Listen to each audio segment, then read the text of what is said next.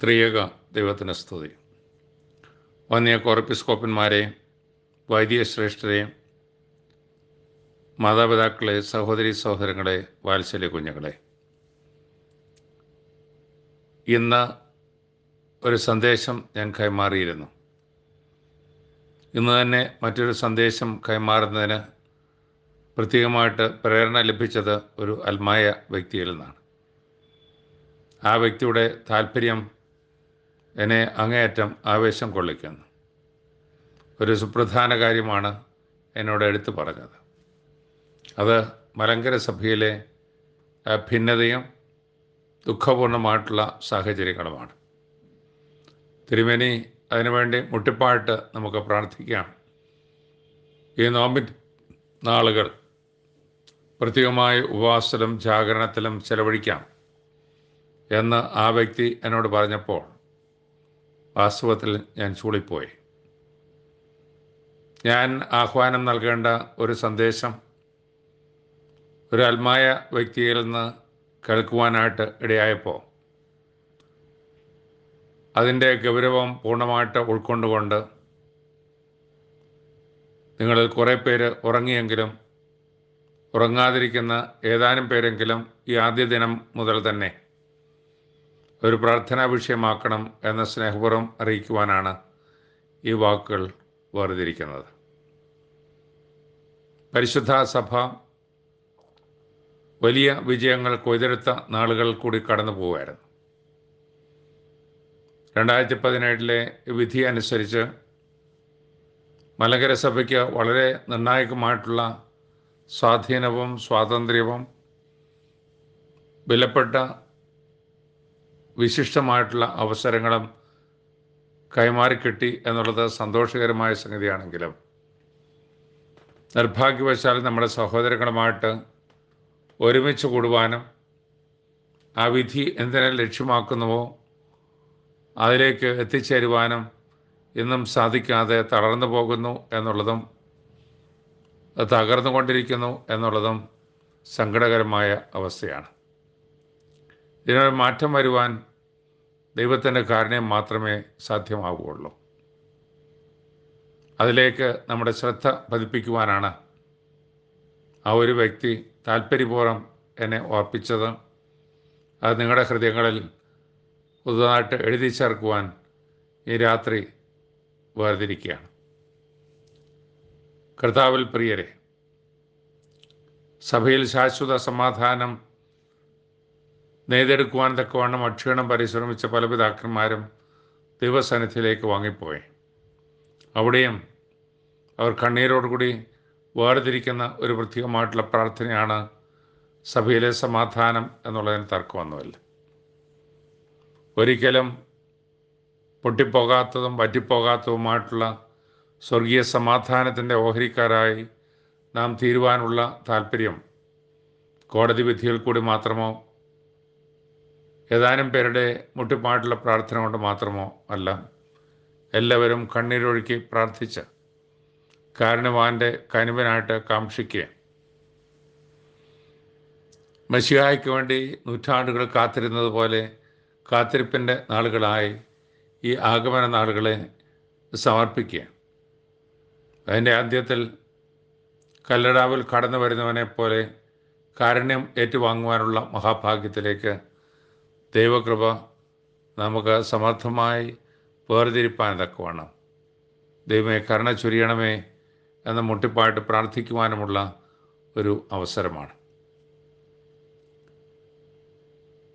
ഈ വിഷയത്തിൻ്റെ പ്രാധാന്യം ഞാനൊരു വാക്കും കൂട്ടിപ്പറയേണ്ട ആവശ്യമില്ല.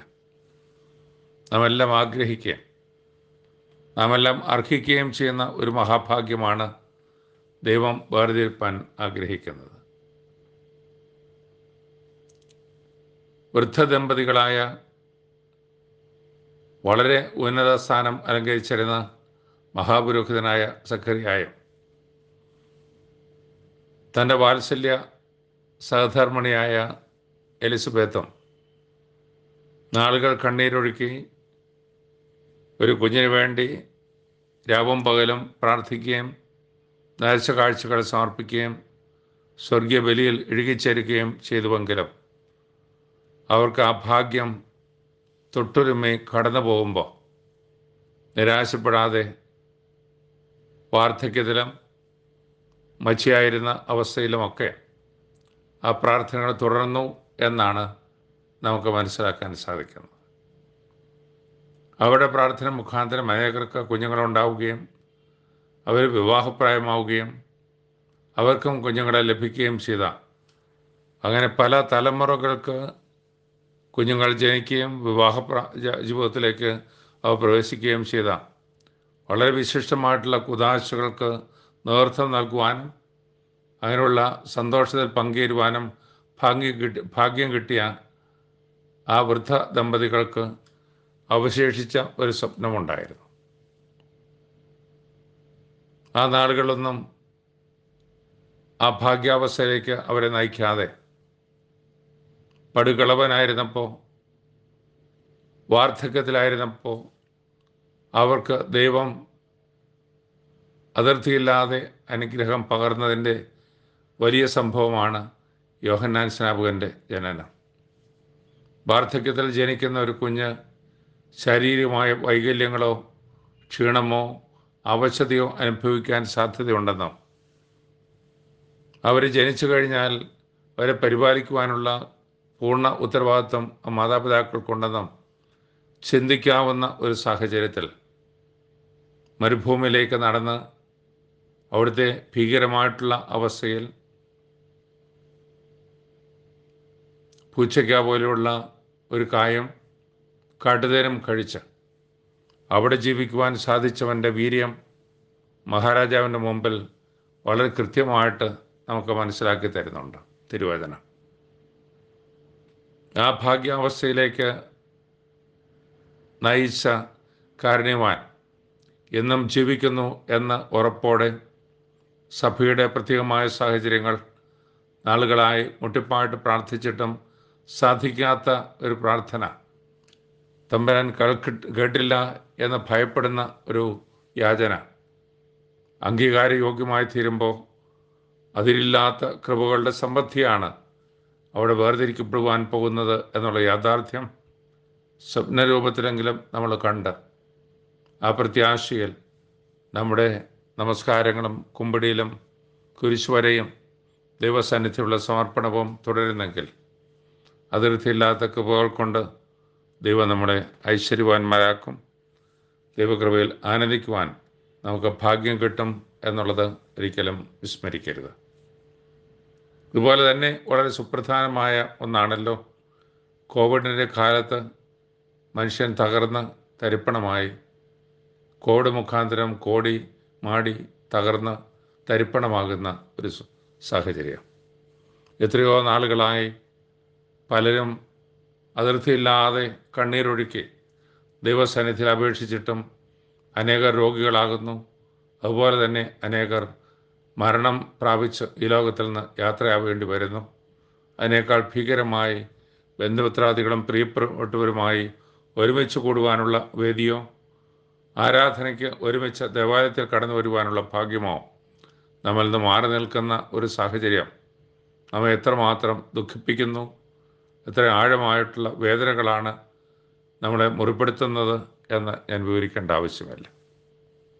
ആ വിഷയവും താൽപ്പര്യപൂർവ്വം ദൈവസന്നിധിയിൽ വേർതിരിച്ച് കൃപകൾ കൊണ്ട് അലങ്കരിക്കുന്ന കാരുണ്യവാനായ ദൈവത്തിലുള്ള പ്രത്യാശ ഏറ്റുപറഞ്ഞ് കണ്ണീരൊഴുക്കുവാനുള്ള അവസരം ആ രീതിയിൽ തന്നെ നിമിഷങ്ങൾ ചെലവഴിക്കുവാനും പ്രപഞ്ചത്തെ മുഴുവനും ദൈവസൃഷ്ടിയെ മുഴുവനായി ദൈവകരങ്ങളെ ഭരമേൽപ്പിച്ച് എല്ലാ ഭൂഖണ്ഡങ്ങളെയും ബാധിച്ചിരിക്കുന്ന ഈ മാരകമായ രോഗവും ഭീകരമായ സാഹചര്യവും പൈശാചികമായ അന്തരീക്ഷവും പരിപൂർണമായിട്ട് മാറ്റി ദൈവകൃപ കൊണ്ട് അലങ്കരിക്കപ്പെടുന്ന നിമിഷങ്ങളിലേക്ക് നടന്നെടുക്കുവാനുള്ള ഭാഗ്യവും ആ കൃപയ്ക്കായി മോഹിക്കുന്ന യാഥാർത്ഥ്യം അനുഭവദ്യമാക്കി തീർക്കുന്ന മുഹൂർത്തവും നമ്മളെ പുൽകുവാൻ തക്കവണ്ണം പരിശുദ്ധാത്മാവെ ശക്തീകരിക്കണമേ എന്ന മുട്ടിപ്പായിട്ട് പ്രാർത്ഥിക്കാം.